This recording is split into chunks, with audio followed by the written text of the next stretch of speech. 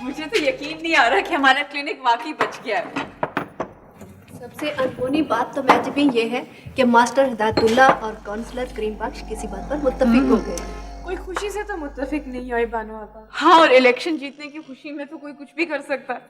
लेकिन सवाल ये है कि इलेक्शन में तो एक ही पार्टी जीतेगी, जो दूसरी पार्टी है वो शिकस्त के गुस्से और कामयाब उम्मीदवार का जीना आराम करने के लिए फिर कोई इशू तलाश करेगी। हाँ, और हमारे क्लिनिक से बेहतर इशू उनको क्या मिल सकता है। अच्छा चलो छोड़ो इन खदशात को, अब तो आपको ऑर्डर मिल चुका है ना, इसका जश्न होना चाहिए।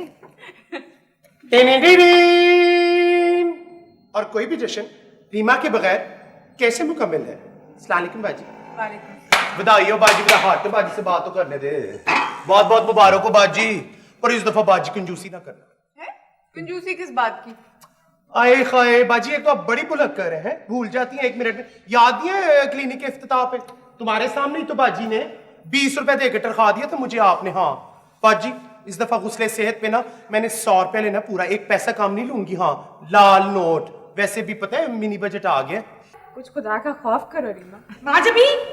माजबी, मैंने ना 9 क्लाइंटों की लिस्ट बना ली है। 2 आ जाएंगी, 3 आएंगी कल, और जो बाकी 4 हैं वो 1-2 दिन में आ जाएंगी। ठीक है, 9 की 9 राजी हैं। बहुत अच्छी बात है आपा।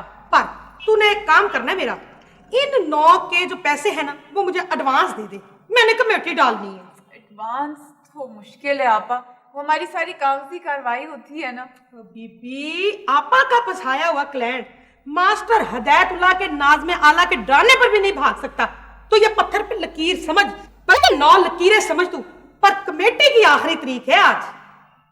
अच्छा चलो ठीक है, कोई शायद रास्ता निकल ही आए। वो क्लाइंटों के नाम पता तो दे दो मुझे।